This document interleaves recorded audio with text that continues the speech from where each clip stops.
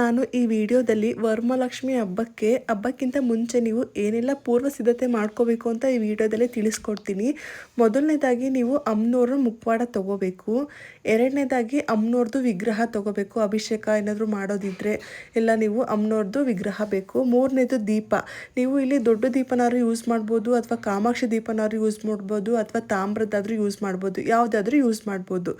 Next ಬೆಳ್ಳಿ coin. ಇದು ನಿಮಗೆ ಕಳಸದೊಳಗಡೆ ಹಾಕೋಕ್ಕೆ ಬೇಕಾಗುತ್ತೆ. ಸೊ ಯಾರ ಹತ್ರನಾದ್ರು ಬೆಳ್ಳಿ ಕಾಯಿನ್ ಇಲ್ಲ ಅಂತಂದರೆ ನಾರ್ಮಲ್ ಕಾಯಿನು ಕೂಡ ನೀವು ಯೂಸ್ ಮಾಡ್ಬೋದು.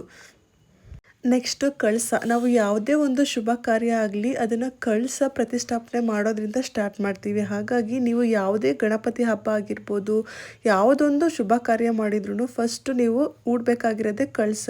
ಹಾಗಾಗಿ ಕಳಸ ಬೇಕೇ ಬೇಕು. ನೆಕ್ಸ್ಟು ಅಮ್ಮನವ್ರಿಗೆ ನಾವು ಕೊಡಬೇಕಾಗಿರೋದು ಮಡ್ಲಕ್ಕಿ. ಸೊ ಮಡ್ಲಕ್ಕಿನ ನೀವು ಹೇಗೆ ತುಂಬಬೇಕು ಅಂತಂದರೆ 5 ಬೊಕ್ಸೆ ಅಥವಾ 5 ಇಡೀ ಮಡ್ಲಕ್ಕಿನ ಹಾಕಿ ಅದ್ರ ಮೇಲೆ ಸ್ವಲ್ಪ ಹಾಕಬೇಕು.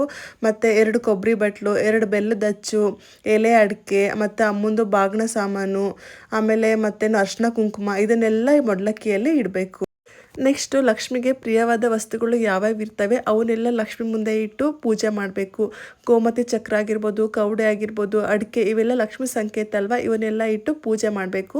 ನೀವಿಲ್ಲಿ 2 ಡಜನ್ ಬಳೆ ತೊಗೋಬೇಕಾಗುತ್ತೆ. 1 ಡಜನ್ ಅಮ್ಮಂದು ಮಡ್ಲಕ್ಕಿ ಇರುತ್ತಲ್ವ ಅದರಲ್ಲಿ ಇಡೋಕ್ಕೆ, ಇನ್ನೊಂದು ಡಜನ್ನು ಅಮ್ಮಂದು ಕಳಶ ಪ್ರತಿಷ್ಠಾಪನೆ ಮಾಡಿರ್ತೀವಲ್ಲ ಅಲ್ಲಿ ಹಾಕೋಕ್ಕೆ. ಟೋಟಲಾಗಿ 2 ಡಜನ್ ತೊಗೋಬೇಕು. ನೀವು ಬಳೆನ ಯಾವ ರೀತಿ ಹಾಕಬೇಕು ಅಂದರೆ, ಒಂದು ಸೈಡ್ 5 ಬಳೆ ಹಾಕಿದರೆ ಇನ್ನೊಂದು ಸೈಡ್ 6 ಬಳೆ ಹಾಕಬೇಕು. ಆ ರೀತಿಯಾಗಿ ಅಮ್ಮಂಗೆ ಬಳೆನ ಹಾಕಬೇಕು. ನೆಕ್ಸ್ಟ್ ಗೆಜ್ಜೆ ವಸ್ತ್ರ ಬೇಕು, ಮತ್ತು ಕಂಕಣ, ಮತ್ತು ಅಮ್ಮಂಗೆ ಮಾಂಗಲ್ಯ ಎಲ್ಲ ಮಾಡ್ಕೊಳ್ಳೋಕ್ಕೆ ದಾರ ಬೇಕು. ನೀವು 5 ಎಳೆ ದಾರ ತೊಗೋಬೋದು, 9 ಎಳೆ ದಾರ ತೊಗೋಬೋದು. ನೆಕ್ಸ್ಟ್ ವ್ರತ ಪುಸ್ತಕ ಬೇಕು, ಅರ್ಶಿನದ ಕೊಂಬು ಬೇಕು ಮಾಂಗಲ್ಯ ಮಾಡ್ಕೊಳ್ಳೋಕ್ಕೆ. ನೀವು ಪೂಜೆಗೆ 2 ಕಂಕಣ ಮಾಡ್ಕೋಬೇಕು. ಒಂದು ಅಮ್ಮನ ಕಳಸ ಪ್ರತಿಷ್ಠಾಪನೆ ಮಾಡಿರ್ತೀವಲ್ಲ ಆ ಕಳಸ ಚೊಂಬಿ ಕಟ್ಟಕ್ಕೆ ಒಂದು, ಇನ್ನೊಂದು ಕಳಸ ಬೆಳಗ್ತೀವಲ್ಲ ಆ ಕಳಸ ಕಟ್ಟಕ್ಕೊಂದು. ಟೋಟಲಾಗಿ ನೀವು 2 ಕಂಕಣ ಮಾಡ್ಕೋಬೇಕು.